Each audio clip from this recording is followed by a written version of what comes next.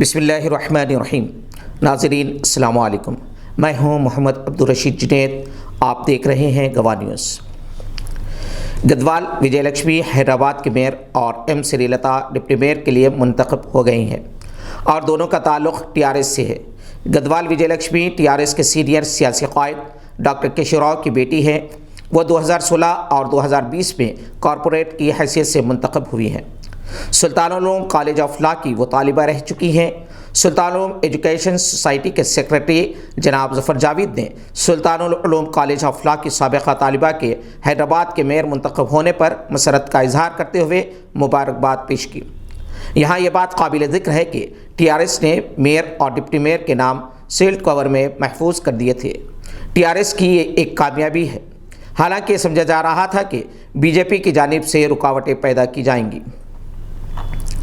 تلنگانہ اور آندھرا پردیش میں قانون ساز کونسل کے انتخابات کے لیے شیڈول جاری کر دیا گیا ہے۔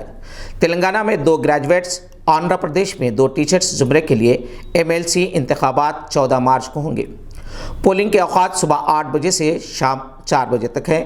تلنگانہ میں جن 2 حلقوں پر انتخابات منعقد ہونے والے ہیں، ان میں حیدرآباد، رنگا ریڈی، محبوب نگر اور ورنگل، کھمم، نلگنڈا شامل ہیں۔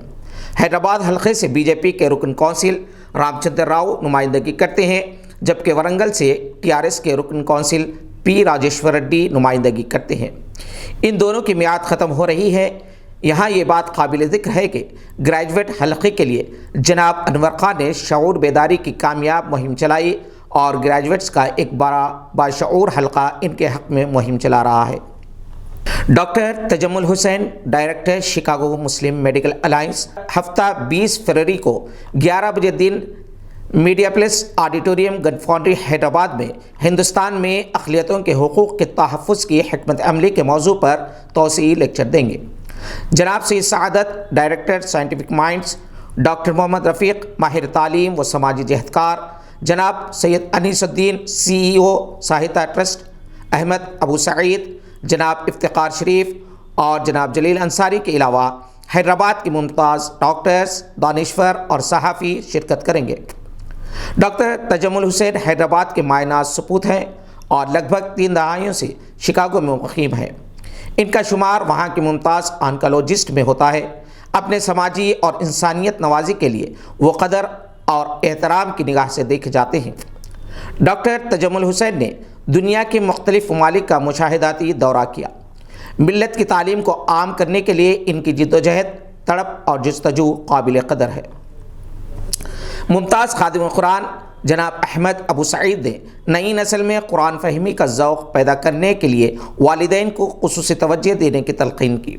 انہوں نے کہا کہ دور حاضر میں ماں باپ اپنے بچوں کی دنیاوی تعلیم پر توجہ دے رہے ہیں اور اسی کو کامیابی سمجھ رہے ہیں، جبکہ دینی تعلیم کے بغیر انسان ادھورا رہ جاتا ہے۔ جناب احمد ابو سعید آج اپنی قیامگاہ پر سائنٹیفک مائنڈ کے ڈائریکٹر سید سعادت، ویژن ٹرسٹ NR فورم سعودی عرب کے چیئرمین جناب جلیل انصاری، ایڈیٹر گواہ ڈاکٹر سید فاضل حسین پرویز اور CEO میڈیا پلس سید خالد شہباز سے تبادلہ خیال کر رہے تھے۔ جناب احمد ابو سعید نے ترجمان القرآن الکریم، ذالک الکتاب، مقصد تخلیق انسان کے علاوہ مولانا مودودی پر کئی کتابیں تالیف کی ہیں۔ انہوں نے پہلے قرآن کریم کا متن پڑھنے، پھر ہر آیت کا لفظ بلفظ ترجمہ پڑھنے کی تاکید کی تاکہ آسانی سے کلام الہی کا مفہوم ذہن نشین ہو سکے۔ جناب سید سعادت اور جلیل انصاری نے اس موقع پر اس عزم کا اظہار کیا کہ نئی نسل میں قرآن فہمی اور سیرت طیبہ سے واقف کروانے کے لیے آسان زبان میں کتابوں کی اشاعت عمل میں لائی جائیں گی۔ تلنگانہ کے نظام آباد ضلع سے تعلق رکھنے والی جی سومیا کا ہندوستانی خواتین فٹ بال ٹیم کے لیے سلیکشن ہوا ہے۔ ہندوستانی خواتین کی ٹیم 2022 میں ہندوستان میں کھیلی جانے والی AFC ایشین ویمنز فٹ بال چیمپئن شپ کی تیاریاں کر رہی ہے۔ رکن کونسل کویتا نے اپنے ٹویٹ میں سومیا کو مبارکباد پیش کی۔ انہوں نے سومیا کی تصویر کے ساتھ اپنے ٹویٹ میں کہا کہ سومیا کا انتخاب تلنگانہ کے لیے فخر کی بات ہے۔ کویتا نے ان کو مبارکباد پیش کی اور مزید اونچا مقام حاصل کرنے کے لیے نیک تمناؤں کا اظہار بھی کیا۔ اگر آپ نے ابھی تک اس چینل کو سبسکرائب نہیں کیا ہے تو ضرور سبسکرائب کریں، لائک کا بٹن دبانا نہ بھولیں۔ ہے۔